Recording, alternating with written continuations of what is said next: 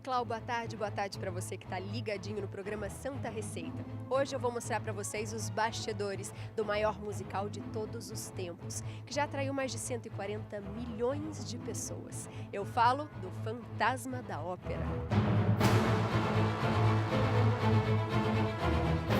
O espetáculo é o mais antigo musical em cartaz na história da Broadway.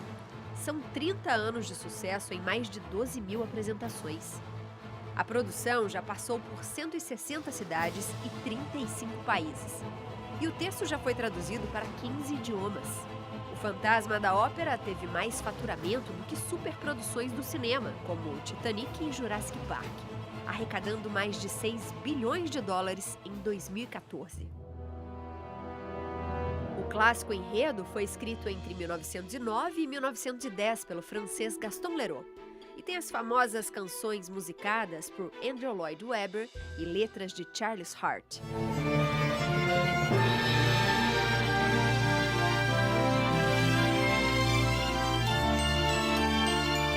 O Fantasma da Ópera conta a história de uma figura mascarada que vive nas catacumbas da Ópera de Paris, exercendo um domínio e aterrorizando todos que passam por ali.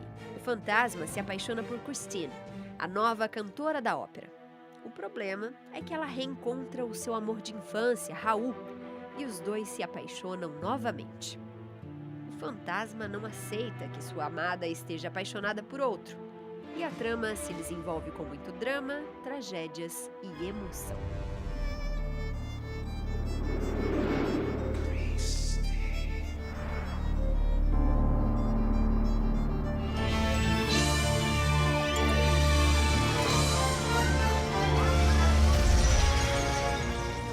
Mas antes de conhecermos os personagens que dão vida ao fantasma e Christine, vamos dar um rolê pelos bastidores. E nós estamos aqui na perucaria, isso, Simone? Isso mesmo. Eu fiquei sabendo que são mais de 100 perucas para essa peça, é isso? Exatamente, nós temos no total 210 perucas, contando todos os protagonistas, swings, o pessoal do coro todo e todos os covers também. E eles têm trocas? Sim, temos muitas trocas. Lógico que tem o preset pra gente começar o show, né? O que a gente chama do início do show, que as pessoas vêm até a perucaria. Mas durante o show a gente tem trocas na coxia, que são às vezes trocas bem rápidas e tal. Então, quando a gente faz os ensaios, os atores também se identificam para saber quem é o seu peruqueiro, aonde vai ser o seu posto de troca. Então é bem legal, porque tem todo esse balé também atrás do palco. Como é ver, né, os personagens tomando vida? Porque quando põe o cabelo, você já começa a imaginar como é que é. Como é que é vê-los prontos? É muito interessante, porque como a gente faz todo o processo de confecção da peruca, os atores passam no musical, aí eles assinam seus contratos, aí eles vêm aqui e tiram um molde. A gente faz um molde que é um pouquinho que vocês podem ver aqui. A gente tira a gente desenha toda a nascente do ator e aí cada personagem que ele for usar, ele vai ser confeccionado uma peruca para ele nesse modelo. Então, a nossa nascente é como se fosse nossa digital, cada um tem a sua. Então, aquele ator vão ter tantas perucas que forem necessárias para aquele espetáculo. A gente começa 4 meses antes da estreia do show, e aí depois vem os penteados, vem toda a criação. Então, é muito bom saber que a gente também está fazendo parte e contando e ajudando a contar aquela história.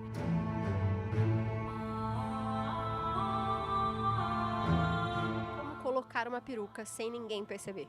É um processo, eles aprendem a fazer uma touquinha, que a gente diz, né, que é o seu próprio cabelo tem um jeito certo de prender essa touquinha para que ela não tenha volume e para que a peruca fique bem natural, porque o interessante dessa técnica, que é a full lace, é que as pessoas se confundem e ficam sempre em dúvida, ela tá usando peruca ou não, é o próprio cabelo, então sempre causa esse estranhamento. Então tem um jeito certo de fazer a touquinha e também tem um jeito certo de colocar os grampos, porque nem sempre eu posso ter colocado a peruca num ator, só que nem sempre vai coincidir de eu tirar, pode ser que outro peruqueiro precise fazer isso. Então sempre tem um lugar certo para pôr, para que na próxima troca você saiba onde procurar esses grampos para dar certo, do ator entrar em cena e não se atrasar.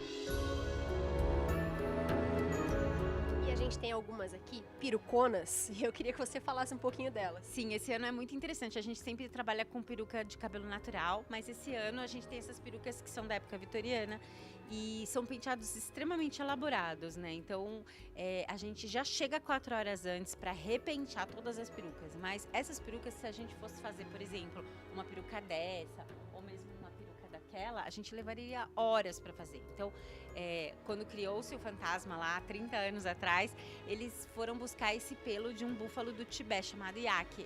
É um pelo bastante resistente e que ele proporciona que, quando a gente faz o penteado estruturado fique e tem uma durabilidade maior. Então é interessante porque a gente pode ter essas perucas e não precisa todos os dias repentear. A gente tem uma margem maior para ter essas perucas de acordo com a época, mas com o penteado certo e que tenha mais fixação. Qual é a peruca do fantasma? Que tem a curiosidade, a máscara e a peruca. Na verdade, tem outros detalhes que às vezes a gente não pode revelar, mas uma das perucas que ele usa é essa. É uma peruca inspirada até no Valentino, que é uma coisa bem composta de um galã, né? Pra época, bem retinha, não pode ter nada fora do lugar, porque ele esconde um segredo, mas o outro lado dele revelado é um homem muito bonito, muito elegante, então ele tem essa peruca.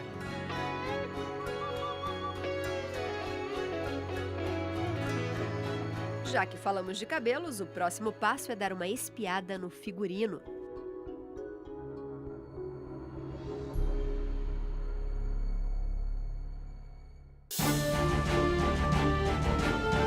E é costurando que encontramos Dona Inês. Bem, quando você está assistindo assim o espetáculo, você vê todos os atores prontos, todos bem vestidos. Dona Inês, ó, é que fica de olho para ver se eles realmente estão bem vestidos, se tá tudo certinho, se tá tudo apertadinho, abotoado, é isso, Dona Inês? Geralmente as camareiras também trazem, me falam o defeito e aí eu vou consertar. Aí chama o ator, eles vêm vestido, eu vou alfinetar o que tá errado e arrumar. Então aqui a senhora cuida das roupas. Figurino. E além disso, as camareiras também, elas fazem as manutenção manual, elas que fazem. E na máquina sou eu que faço. Tudo é supervisionado pela Yasmine. A Yasmine é responsável aqui. Ela e mais quantas pessoas, Yasmine? Mais 20 pessoas, no total 21 comigo. Pessoas que são responsáveis pelo camareira, costureira, pessoa da lavanderia, figurina. Que cuidam dessas roupas. Como que as roupas chegam até vocês? Ela vem do espetáculo, por exemplo, da Broadway. Isso, e a gente faz adaptação para os atores do Brasil. Aí é um período de 2 a 3 meses para fazer adaptação, com ensaio também, tudo isso. E eles já têm que ensaiar com as roupas. Sim, com os figurinos. Tem que ensaiar todos com os figurinos para se adaptar também ao peso, que tem muito figurino pesado. Mais ou menos quantos quilos ela aguenta aí na peça? Tem uma saia dela que é 18 quilos.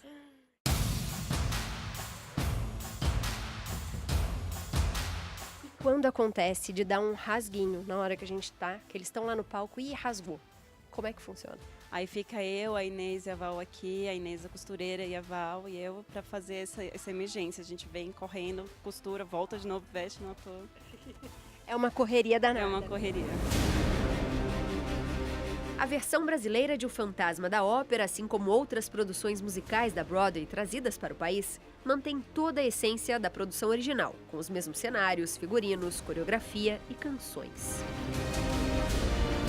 O que acontece desde que ele foi montado até hoje é que o resto da tecnologia do mundo foi melhorando. Então, a parte tecnológica do espetáculo ganhou melhorias. Por exemplo, a velocidade que o nosso lustre cai é mais rápido do que a velocidade que ele cai na Broadway, por exemplo, ou mesmo em Londres. Então, a parte técnica é feita com mais agilidade, menos às vistas, mas ele continua sendo um espetáculo mágico, como ele sempre foi. E ele é um espetáculo considerado um clássico da Broadway. Então, ele não muda na sua forma.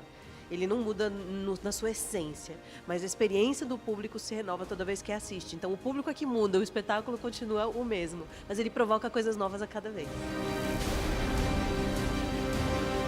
Um dos atores alternantes que dá vida ao fantasma é Fred Silveira. Ele já esteve como cover de Raul e do Fantasma na primeira vez que o espetáculo veio para o Brasil, em 2005. E aí, eu sei que na primeira temporada, se podemos chamar assim de Fantasma da Ópera, você já estava, né, com Raul e Fantasma, o cover deles, né? Isso. E é hora, esse ano você está Raul e também está fantasma. Hoje, por exemplo, veremos você como fantasma da ópera. Exatamente. Na primeira temporada, eu fazia parte do coro, né, do ensemble, né, que a gente chama, e era cover do Fantasma e do Raul. Já fiz diversas vezes e agora, nessa segunda temporada, eu tive o privilégio de poder estar de volta ao espetáculo, que eu acho que foi um divisor de águas para minha carreira. E agora faço Raul e agora eu estou fazendo Fantasma como cover. Hoje o espetáculo precisa do cover, então eu estou aí para desempenhar o papel. Uma das primeiras vezes que eu entrei foi quando o Tiago sofreu um acidente no palco. E eu estava fazendo o Raul e eu tive que entrar na última cena como fantasma. Então acho que esse foi o dia mais desafiador como ator, porque eu entrei no espetáculo no primeiro e metade do segundo ato como Raul e terminei como fantasma. Então foi bem... Nem na primeira temporada isso aconteceu. Fala um pouquinho pra mim dos personagens do Raul e também do fantasma. O Raul seria aquela pessoa que te leva pro chão, coloca no planeta Terra, né? O fantasma é aquele que pode te levar te entregar o melhor. Então, acho que, às vezes, as pessoas perguntam, você escolheria, como Christine, escolheria o Raul ou o Fantasma? Não sei. Acho que qualquer resposta pode ser boa, porque muitas vezes nós fazemos essa escolha, né? Muitas vezes a gente tem medo de ultrapassar um patamar por causa do desconhecido.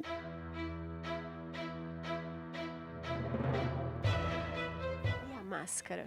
Porque o que eu fiquei sabendo é que cada um tem a sua, né? O molde do rosto, que demorou muito para fazer. Exatamente. A gente faz o molde, fica quase 1 hora com aquele molde e cada máscara tem o seu formato de rosto. Eu poderia até mostrar a máscara aqui, eu acho que não tem...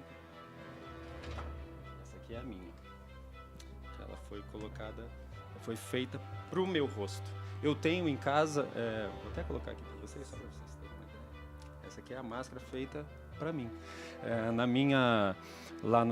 Na primeira temporada, eu ganhei a máscara, né? Porque foi feita para o meu rosto, né? Então eu tenho eu tenho uma cabeça em casa com a máscara do fantasma, todo dia me observa. Lina Mendes é quem interpreta a Christine. Olha, para mim, quando eu recebi a notícia que eu ia fazer a Christine, eu fiquei muito emocionada, muito feliz. E eu não sei explicar, cada vez que eu entro no palco é uma emoção diferente. Apesar de tantas apresentações, cada dia é diferente, é especial e eu sempre me sinto agradecida em fazer. E eu fiquei sabendo que os seus figurinos são um dos mais pesados. Como é que é essa caloria perdida em cada espetáculo? É maravilhoso, né? Porque você come aquela sobremesa no dia e fala, não, tem show à noite, já dá aquela compensada, né? Fora a academia. Olha, no começo eu sentia mais, né? Agora eu me habituei a usar. Esse principalmente era bem, esse vestido do telhado, que é bem grande, tem armação. Então pega bem aqui na coluna e tal. Mas a gente também tem uma preparação física e ao longo do tempo o corpo ele entende, ele se acostuma e você cria uma resistência. Então agora já tá tudo mais tranquilo, mas no começo foi, nossa, eu saía com dor e tal, ai, como é pesado, não sei o quê. Exatamente, nós passamos um caminho no dia seguinte, mas a gente acostuma. O que você aprendeu com a Christine? Olha, eu aprendi a me doar, assim, incondicionalmente. A gente tem que se doar o tempo todo, independente da resposta, do que você tem em troca, né? O que você ganha em troca. Você não pode pensar nisso. Doação, para mim, foi o que eu aprendi mais com a Christine. E eu vi alguns trechinhos, e quando eu vi você cantar, eu fiquei impressionada. Tamanha voz, né? Como que é isso? Como você cuida desse talento que você tem, que é lindo, né? E como é ver a reação das pessoas no final do espetáculo? Isso é o que mais me toca, né? Você ouvir que alguém se emocionou, que alguém chorou, que alguém lembrou de algo bom ou tocou, enfim, isso é maravilhoso. E a preparação é de anos, né? Eu estudo desde muito nova. E a disciplina também, a dedicação, né? Se divertir também, amar o que você está fazendo.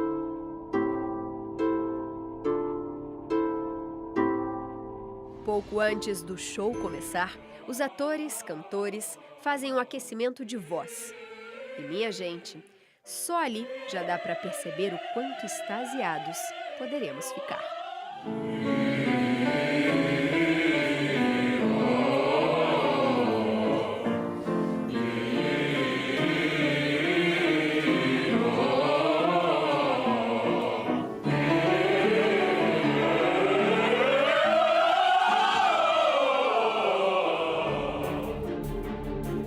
Eu acredito que o Fantasma da Ópera ele é a joia da coroa do teatro musical mundial. Ele é aquela afortunada experiência de criadores e produtores, onde tudo que tinha que dar certo na hora certa dá certo. Isso é uma tempestade perfeita. Então, a encenação do Harold Prince, a coreografia da Gillian Lynn, a música do Andrew Lloyd Webber, a forma como isso tudo se traduz no cenário, no figurino, numa história universal, porque é uma história de superação de uma mulher que toma controle da própria vida, que é a Christine, em relação ao fantasma e ao Raul, né? Um triângulo amoroso aí. E se repete, né? Uma história que você pode identificar na vida de qualquer pessoa. A gente pode falar em níveis psicológicos, sociológicos, sociais, históricos, antropológicos. Essa história tem muito com que qualquer um de nós pode se identificar.